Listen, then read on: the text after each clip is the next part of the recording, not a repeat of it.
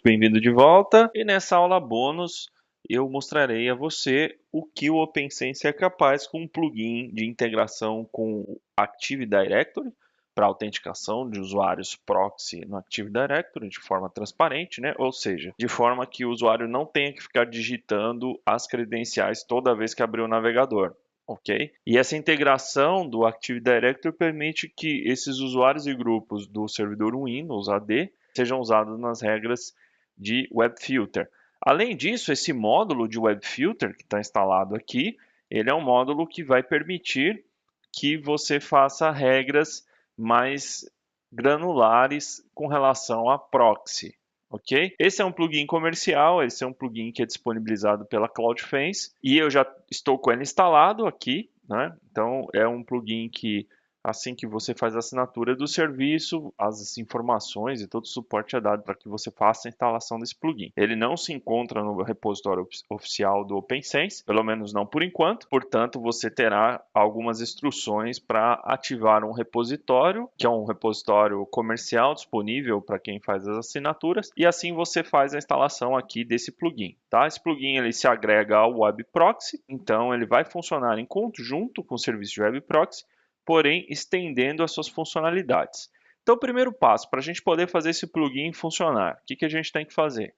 A gente tem que cadastrar o servidor AD de forma como já é cadastrado mesmo, né, no OpenSense, aqui no System, Access Servers, e a gente adiciona um novo servidor aqui. Então, eu vou adicionar um novo servidor, assim como nós já fizemos em uma aula anterior aqui. Então, vamos lá. É do tipo LDAP.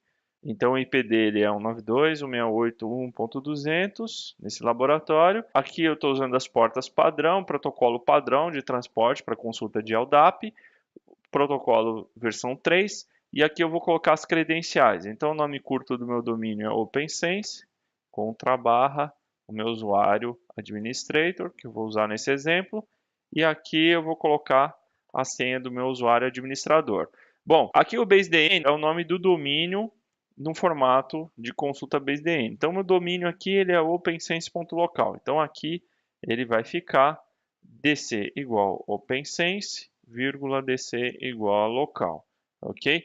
Authentication Containers. Então, se tudo aqui tiver preenchido de acordo, né, se tudo tiver ok, você clica aqui em Select, ele vai te mostrar aqui os containers de autenticação, as OUs, se você tiver várias OUs. Eu vou escolher aqui o CN Users para poder usar, tá ok? Para o nosso laboratório. E aqui o template de consulta, você muda para Microsoft AD. Todas as opções aqui elas estão padrão, independente do plugin, no OpenSense, ok? Então vamos lá, vamos clicar aqui no Save, e aí com as configurações do servidor feitas, nós vamos clicar aqui no menu Tester para testar a autenticação. Então tem um usuário lá que é o Gago Coutinho, eu vou colocar a senha dele, faz um teste e me mostrou que esse usuário autenticou com sucesso, tá? E mostrou inclusive aqui que ele está na CN Users, tá? Gago Coutinho, ilustre aviador português, e está cadastrado no nosso AD aqui como usuário de exemplo. Feito isso, o que a gente precisa fazer?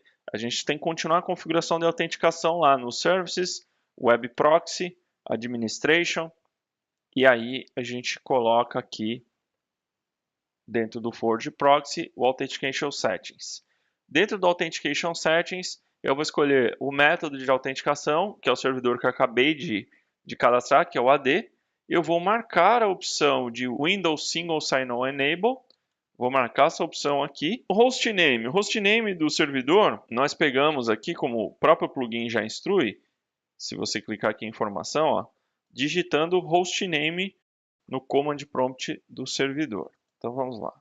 E vou digitar aqui, ó, hostname. Eu copio esse hostname e colo aqui no nome do Active Directory hostname. Aqui o prompt de autenticação, ele é o texto que vai aparecer para o usuário que não estiver no domínio, né, que a máquina não estiver inserida no domínio. Portanto, ele faz um pop-up de uma janela pedindo autenticação.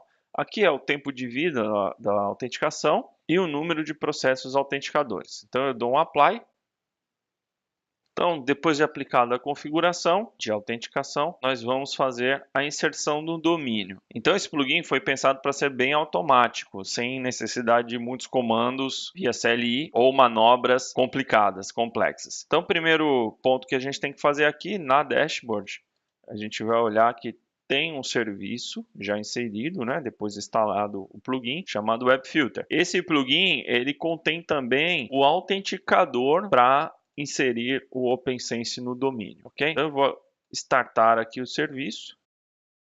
E com o serviço iniciado, o nosso Fire OpenSense já deve ter ingressado no domínio AD. Então, para verificar se o nosso Fire realmente ingressou no domínio com essa relação de confiança, nós vamos aqui no AD e olha lá, ele já está aqui, ó, na pasta Computers, ele já apareceu aqui como Fire.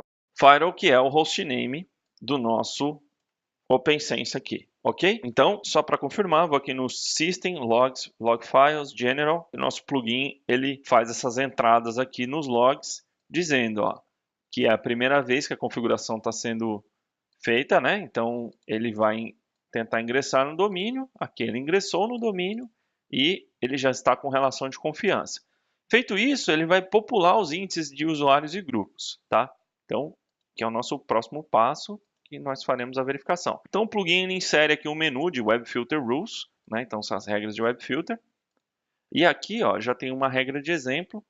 Eu vou editá-la e aqui eu vou clicar aqui, por exemplo, nos usuários. Ó, então, os usuários que eu tenho lá no AD, ó, bob.ad, Gago, Sacadura Cabral, ou seja, os usuários que eu tenho aqui, eles já foram sincronizados lá com o nosso OpenSense. Então aqui, ó, Gago Coutinho, Sacadura Cabral, o Bob AD, ok? Então, tá funcional. Além disso, eu tenho aqui os grupos também, né? Que também são sincronizados automaticamente. Então, os grupos que eu tenho cadastrados no AD, eles vão aparecer aqui, tá? Então, aqui numa regra de exemplo, eu tenho sequenciamento aqui, então 10 é a minha primeira regra, a regra mais prioritária. Eu tenho aqui as ações de bloqueio ou de block all, né? Que vai fazer com que a regra se comporte em block, deixando todo o tráfego passar e bloqueando apenas as categorias especificadas, e em block all ele inverte a lógica de funcionamento, deixando passar apenas as categorias especificadas e mais nada, tá? Então aqui eu tenho uma regra de bloqueio de redes sociais, exemplo, né? Aqui eu vou colocar o usuário Gago, que é o usuário que eu estou logado na minha máquina Windows, né? Meu cliente Windows. Aqui, se fossem regras também baseadas por IP, eu posso ir inserindo os IPs aqui, né? Por exemplo, eu vou colocando os IPs, ok? E as categorias. Então aqui eu tenho algumas categorias. Estou bloqueando pornografia, redes sociais, suspeitos. E aí eu tenho outras categorias aqui que eu posso bloquear, ok? Então, se eu quisesse bloquear aqui, por exemplo, chat, era só digitar chat aqui, selecionar e ele já inclui. Aqui seria os horários de sessão para a regra, né? Que eu trabalharia com a regra. Aqui as categorias nessa seção de horário. Aqui os domínios em blacklist, aqui a blacklist baseada em regex, né? Eu poderia colocar aqui assim, Facebook, aí ele faria um bloqueio por regex, né? E, ao invés de colocar só facebook.com ou .net, eu colocaria regex, ele pegaria já os dois. Os domínios de whitelist, né? Que é o inverso dos domínios que estão em blacklist, ou seja, os que são permitidos. Caso eu queira liberar aqui redes sociais está bloqueado como categoria, mas eu quero liberar, fazer um outro exemplo aqui, LinkedIn, o linkedin.com. Então, as redes sociais estão bloqueadas, com exceção do linkedin.com, ok? Ou colocar aqui, né, como uma regex. Então, eu liberaria qualquer domínio que tivesse LinkedIn no nome. E aqui eu tenho algumas opções específicas para SSL, né? Então, quando eu tenho uma instalação feita onde as estações clientes confiam no certificado gerado pelo proxy, eu consigo fazer algumas restrições aqui por SSL.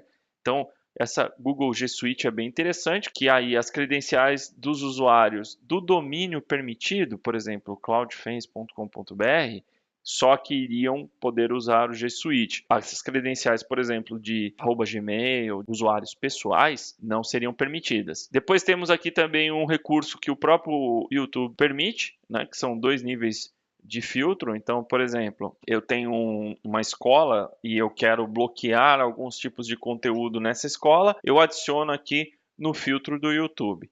E aqui é caso eu queira especificar alguma URL de bloqueio específica, quando o site for bloqueado, tá certo? Então vamos lá.